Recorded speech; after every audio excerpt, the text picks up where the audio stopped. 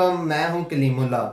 आज हम बात करेंगे तुर्की में कोकोनट शुगर या ऑर्गेनिक शुगर का बिजनेस कैसे किया जा सकता है, इसका क्या तरीकाकार है। हमारे साथ हैं अली अकबर साहब। अस्सलाम वालेकुम सर, क्या हाल है? वालेकुम अस्सलाम कलीमुल्लाह। मैं ठीक हूँ, आपका क्या हाल है? अल्हम्दुलिल्लाह सर, मैं ठीक हूँ। सर आप हमें बताएं कि तुर्की में कोकोनट शुगर का बिजनेस कैसे किया जा सकता है, इसका क्या पोटेंशियल है। जी कलीमुल्लाह, बहुत अच्छा टॉपिक है। बहुत शुक्रिया सर। आप ये देखें कि जितने भी डेवलप्ड कंट्रीज़ हैं जिनमें यूरोपियन कंट्रीज़ आ जाते हैं, यूके है, अमेरिका है, कनाडा है, इन सारे कंट्रीज़ में जो बात होती है कोकोनट शुगर या पाम शुगर, या अगर हम इनको देख लें तो ऑर्गेनिक शुगर की बात करते हैं।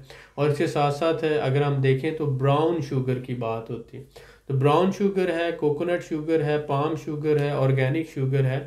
इन सारी जो टाइप्स हैं इनकी जब हम बात करते हैं तो हम बात करते हैं एक ऐसी शुगर के बारे में जो मीठी भी होती है और सेहत के लिए बहुत अच्छी भी होती है। क्यों? क्योंकि ये बहुत ही कम प्रोसेस्ड होती है। अगर हम बात करते हैं ये शुगर कैन शुगर की, तो ये भी वाइट शुगर होती है, केमिकली प्रोसेस्ड होती है। शुगर कैन शुगर जो है पाकिस्तान में इस्तेमाल होती है। इसी तरह बीट शुगर जो है वो भी प्रोसेस्ड होती है। वो जो है ज़्यादातर टर्की में और दूसरे ममालिक में यूज़ होती है। तो अब जितने भी डेवलप कंट्रीज़ हैं, जो लोग उनके पास जैसे जैसे पैसा आ रहा है तो वैसे वैसे लोग हेल्थ कॉन्शियस हो रहे हैं। और ये लोग जो है कॉफ़ी के अंदर, चाय के अंदर, या अपनी बेकरी प्रोडक्ट्स के अंदर, या घरों में जो है ब्राउन शुगर जिसे हम कहते हैं, या ऑर्गेनिक शुगर जो कहते हैं, या कोकोनट शुगर कहते हैं, इसका इस्तेमाल कर रहे हैं। और इसका इस्तेमाल बड़ी तेज़ी से यूरोप के अंदर और डेवलप कंट्रीज़ में बढ़ रहा है। तो इसी तरह से टर्की में भी जो है वो सालाना लाखों डॉलर्स की जो है ब्राउन शुगर या कोकोनट शुगर इंपोर्ट होती है और इसका काम होता है। क्योंकि मुख्तलिफ बेकरीज जो है इसे यूज़ करती हैं, और जहाँ पर भी कॉफ़ी पी जाती है तो उसमें टेस्टिंग के लिए जो है कोकोनट शुगर का इस्तेमाल होता है कॉफ़ी के अंदर। जो नॉर्मल शुगर होती है, बीट शुगर, या जो है शुगर केन शुगर जो होती है, ये केन शुगर जिसे हम कहते हैं, यानी गन्ने की जो शुगर है, इसका इस्तेमाल नहीं होता। क्योंकि कॉफ़ी में एक स्पेशल टेस्ट रिक्वायर्ड होता है, अरोमा रिक्वायर्ड होती है। तो इसलिए जो जैसे कबाब बनाने के लिए 5 स्टार होटलों में जो कोयला इस्तेमाल होता है, कोल, चारकोल जिसे हम कहते हैं, तो वो जी सर। कोकोनट चारकोल होता है। इसी तरह से अगर आप लोगों को पता हो तो जब ये शीशा पिया जाता है, जो हुक्का होता है शीशे जी वाला, सर बिल्कुल। उसके अंदर ऊपर भी जो ब्लॉक्स होते हैं वो कोकोनट कोल के ब्लॉक्स होते हैं। यानी कि आप उस हिसाब से भी देख लें कि वो ख़ास किस्म के अरोमा और टेस्ट के लिए रिक्वायर्ड होता है। तो इसी तरह कोकोनट शुगर जो है या ब्राउन शुगर जो है, इसका बहुत ज़्यादा काम है। पाकिस्तान में भी तकरीबन ये 2000 केजी से 3000 के रुपए पर केजी तक सेल होती है। पाकिस्तान में भी इसकी प्राइस 1500 से मिनिमम 1500 से आगे डिपेंड करता है ब्रांड पर, वो 2000 तक चली जाती है। तो इसी तरह से अगर हम यूरोप के अंदर बात करते हैं, रशिया में बात करते हैं, या टर्की में, तो इसका बहुत ज़्यादा स्कोप है।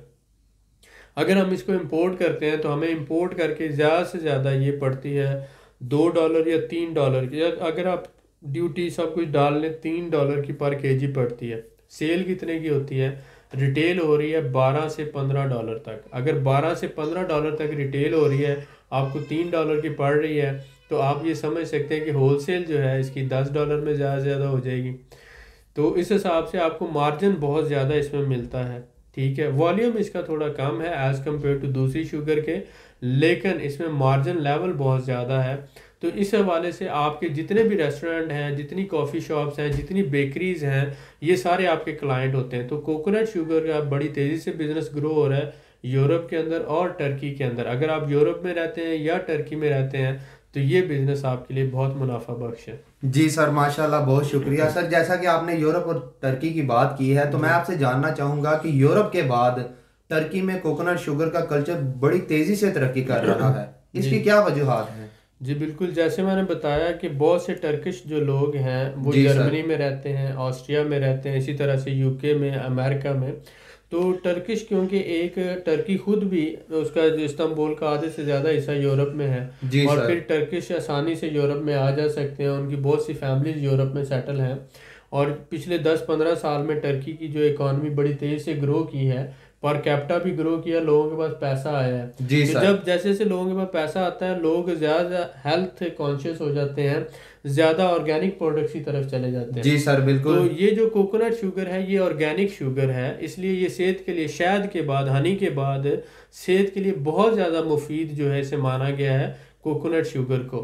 तो इसीलिए ज़्यादातर कॉफ़ी शॉप्स जो हैं, बेकरीज हैं, ये अपनी बेकरी प्रोडक्ट्स के अंदर यूज़ करती हैं। कॉफ़ी शॉप्स इसे यूज़ करती हैं, केक्स बनाने वाली फैक्ट्रीज यूज़ करती हैं, ब्राउनीज बनाने वाली फैक्ट्रीज यूज़ करती हैं, as a tea sweetener use होता है, जूसेस में इसका इस्तेमाल है। उसके अलावा बेवरेजेस के अंदर फूड इंडस्ट्री इसको यूज़ करती है, बिस्किट बनाने में और कन्फेक्शनरी इंडस्ट्री इसको यूज़ करती है। तो मोस्टली इंडस्ट्रियल यूज़ होने की वजह से और साथ साथ कॉफ़ी में यूज़ होने की वजह से इसकी डिमांड बड़ी तेज़ी से बढ़ रही है।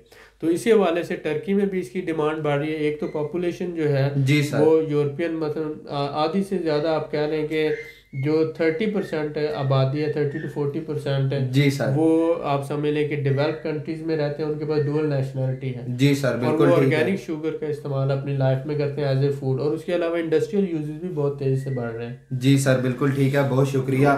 सर मैं आपसे जानना चाहूँगा कि जिन कंट्रीज़ के बारे में आपने हमें बताया, तुर्की और यूरोप की, तो इन कंट्रीज़ में कौन सी टाइप्स की हैं जो ऑर्गेनिक शुगर इस्तेमाल होती है? जी, आप ये देखें कि ऑर्गेनिक शुगर जो है ये किन ममालिक से इंपोर्ट होती है, तो उसमें हम बात करते हैं श्रीलंका है, उसके अलावा फिलिपाइन है, जी इसके सर। साथ वियतनाम आ जाता है, और इंडोनेशिया। इंडोनेशिया बहुत बड़ा सप्लायर है बिल्कुल इसका। ठीक हो गया। उसके अलावा ये जो कोकोनट शुगर है, इसमें टाइप एक ही होती है, लेकिन उसकी प्रोसेसिंग जो होती है वो डिफरेंट है। जी कि सर। लाइट कलर आ जाता है, थोड़ा सा लाइट ब्राउन होता है, डार्क ब्राउन होता है, वो डिपेंड करता है, लेकिन ये लेस प्रोसेस्ड होती है। जी सर। ठीक है, और इसको इंपोर्ट करके फिर बड़े पैमाने पर बल्क इंपोर्ट होती है, और उसके बाद इसकी पैकिंग जो होती है, मतलब अगर टर्की में इंपोर्ट करते हैं तो फिर पैकिंग इसकी टर्की के अंदर होगी। वो फिर डिपेंड करता है, आपने 200 ग्राम्स की पैकिंग करनी है, हाफ के जी की पैकिंग करनी है, बिल्कुल ठीक या हो गया 1 सर। के जी की पैकिंग करनी है, as per your demand market के हिसाब से। जी सर। आपका जो कस्टमर है वो अगर कॉफ़ी शॉप्स हैं तो आप उनको 5 के जी की पैकिंग दे सकते हैं। इसी तरह से अगर आपका रिटेलर्स आ जाते हैं, ग्रोसरी स्टोर्स हैं, तो वो 200 से लेकर 1 के जी तक की पैकिंग है। जी सर। इसके साथ साथ अगर आप चले जाते हैं इंडस्ट्रियल यूज़ में, जैसे मैंने बताया बिस्किट है, कन्फेक्शनरी इंडस्ट्री है, ब्राउनीज इंडस्ट्री है, जूस इंडस्ट्री है, ये सारे यूज़ करते हैं ब्राउन शुगर या जी सर, कोकोनट बिल्कुल शुगर, ठीक हो गया। क्योंकि टेस्ट इसी से आता है, अरोमा भी इसी से पैदा होता है। तो फिर इस वजह से ये जो इंडस्ट्री है ये आपसे 40 के जी 100 के जी के बैग्स लेंगे। जी सर। तो ये आप पे डिपेंड करता है कि आप कितनी इंपोर्ट करते हैं और आगे, क्योंकि ये ऑर्गेनिक शुगर होती है, इसकी डिमांड बड़ी तेज़ी से बढ़ रही है, और ये ज़्यादातर आप इंडोनेशिया से, वियतनाम से और श्रीलंका से इंपोर्ट करते हैं, और साथ ही साथ फिलिपाइन से। ये जो कंट्रीज़ हैं ये बड़े सप्लायर हैं कोकोनट शुगर के, और यूरोप के अंदर ये बिज़नेस बड़ी तेज़ी से ग्रो कर रहा है, और इसमें प्रॉफिट मार्जिन भी बहुत अच्छा है। जी सर, माशाल्लाह, बहुत शुक्रिया। सर मैं इसी हवाले से आपसे जानना चाहूँगा कि दुनिया में कोकोनट शुगर के बड़े इंपोर्टर ममालिक कौन से हैं?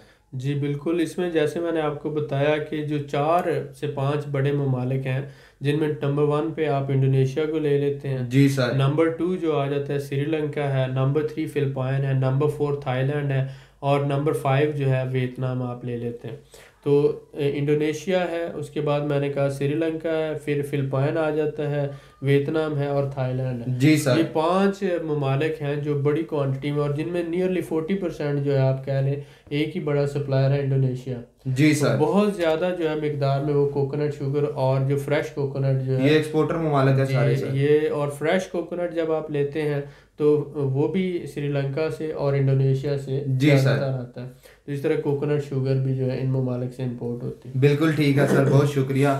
सर मैं आपसे जानना चाहूँगा कि कोकोनट शुगर के इस्तेमालात क्या क्या हैं? जी बिल्कुल, जैसे कि मैंने बताया कि कोकोनट शुगर सबसे पहले तो एज ए फूड हम घरों में इसको इस्तेमाल करते हैं। जो लोग कॉफ़ी पीते हैं, मतलब पाकिस्तान में तो इतना रुझान नहीं है इसलिए आप लोग नहीं समझ सकते, लेकिन यूरोप के अंदर जो लोग यूरोप में रह रहे हैं उनको पता है कि जिस तरह से हम पाकिस्तान में दिन में 3 से 4 दफ़ा दफ्तरों में और घरों में चाय पीते हैं, इसी तरह से यूरोप के हर दफ्तर में और हर घर में रोज़ाना 3 से 4 दफ़ा कॉफ़ी पी जाती है, सुबह उठते ही, उसके अलावा जो है डिनर और लंच के साथ, और साथ ही साथ जो है कॉफ़ी वो सोने से पहले भी पीते हैं मोस्टली, और दफ्तर में काम करते हुए भी, और मेहमान की तवाज़ो भी कॉफ़ी से होती है। इसके साथ अगर हम बात करते हैं तो ये कॉफ़ी में जो शुगर यूज़ होती है तो वो ज़्यादातर जो है कोकोनट शुगर या ब्राउन शुगर का इस्तेमाल करते हैं। तो ये क्योंकि ऑर्गेनिक शुगर होती है, हेल्थ के लिए बहुत अच्छी होती है, और मैंने बताया शहद के बाद सबसे ज़्यादा मुफीद है ये हेल्थ के लिए। तो इसका इस्तेमाल इसके अलावा बिस्किट इंडस्ट्री में होता है, कन्फेक्शनरी इंडस्ट्री में होता है, केक्स में होता है, चॉकलेट की जो प्रोडक्ट्स है वो बनाने के लिए उसमें जो है यूज़ होती है, ब्राउनीज़ में ये यूज़ होती है, टी स्वीटनर के तौर पर यूज़ होती है, और कॉफ़ी स्वीटनर के तौर पर यूज़ होती है। जूस इंडस्ट्री इसको यूज़ करती है, बेवरेज इंडस्ट्री यूज़ करती है, और फूड सीजनिंग के लिए उसमें मुख्तलिफ जो है फ्लेवर देने के लिए ये यूज़ होती है। तो इसमें जो मेजर चॉकलेट इंडस्ट्री है, कन्फेक्शनरी इंडस्ट्री है, और कॉफ़ी स्वीटनर है, ये मेजर जो इसके यूजेस हैं। उसके अलावा बाकी सारे जो हमने बताए हैं ये सारे इसके इंडस्ट्रियल यूजेस भी हैं, और इसके अलावा जनरल एज ए फूड जो है घरों में भी लोग इसको इस्तेमाल करते हैं। जी सर, बिल्कुल ठीक है, बहुत शुक्रिया। सर मैं आपसे जानना चाहूँगा कि अगर कोई हमारा भाई कोकोनट शुगर का बिजनेस करता है तो उसके लिए इस बिजनेस में क्या स्कोप है? देखिए, बिजनेस का स्कोप जो होता है, कोई भी बिजनेस आप जब प्लान करते हैं जी सर। तो आप ये करते हैं कि इसकी मार्केट कितनी बड़ी है। जी सर, बिल्कुल। और मार्केट के वॉल्यूम के हिसाब से कि ये मार्केट कितना वॉल्यूम कंज्यूम कर सकती है और इसमें कितना पोटेंशियल है। मैं अगर आज ये बिज़नेस शुरू करता हूँ तो आज 1 लाख से करता हूँ, कल 10 लाख, और बाद में करोड़ और फिर अरबों तक इसको लेके जा सकता हूँ। जी सर, बिल्कुल। और फिर सर्दी और गर्मी हर मौसम में ये बिज़नेस हो सकता है। और उसके अलावा ये जो प्रोडक्ट है ये पेरिशेबल है या नॉन पेरिशेबल है। बिल्कुल तो ठीक ये होगा सारे सर। फैक्टर्स जब आप कंसीडर करते हैं तो आप ये देखते हैं कि कोकोनट शुगर एक ऐसी चीज़ है जो पूरा यूरोप और टर्की में हर जगह इस्तेमाल होती है, हत्ता कि आप पाकिस्तान में भी इसके इस्तेमाल बड़ी तेज़ी से बढ़ रहे हैं। जी सर, बिल्कुल। दूसरी बात ये कि शेल्फ लाइफ जो है 2 से 3 साल तक है। एक शुगर है, जिस तरह से चीनी ख़राब नहीं होती इस तरह ये भी ख़राब नहीं होती। जी सर। तीसरी बात, ये हेल्थ के लिए बहुत अच्छी है। और उसके बाद आप ये देखते हैं कि ये $2 से $3 में आपको पड़ती है इंपोर्ट करके। जी सर। अगर आपकी बाइंग अच्छी हो तो $2-3 में आपको पड़ती है, लेकिन सेल होती है $10 से $12 में। होलसेल की बात है, अगर रिटेल की बात करें तो $15 से $16 तक वो चली जाती है। जी सर, बिल्कुल ठीक है। तो आप जो है इसमें प्रॉफिट मार्जिन बहुत ज़्यादा है।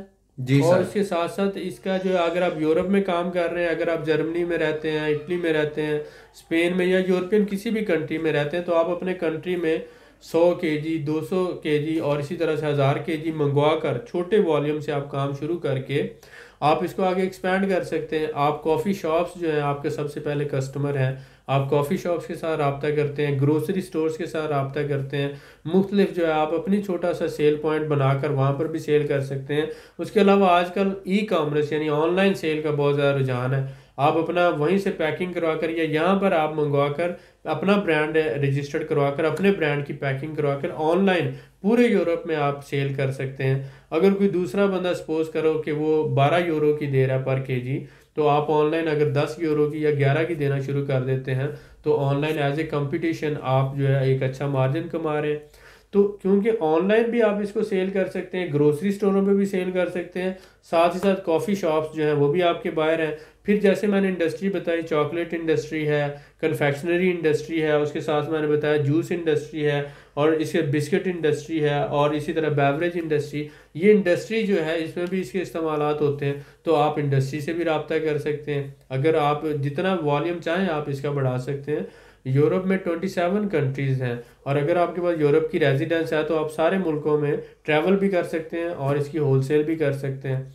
तो ये एक ऐसा बिजनेस है जो आप टर्की से शुरू करके पूरे यूरोप में इसको एक्सपैंड कर सकते हैं। 1 लाख से शुरू करके 1 अरब या 10 अरब डॉलर तक भी इसको आप बढ़ा सकते हैं। यानी बहुत बड़ा वॉल्यूम पे भी ये काम हो सकता है, और पूरी दुनिया में इसकी डिमांड डे बाय डे बढ़ रही है।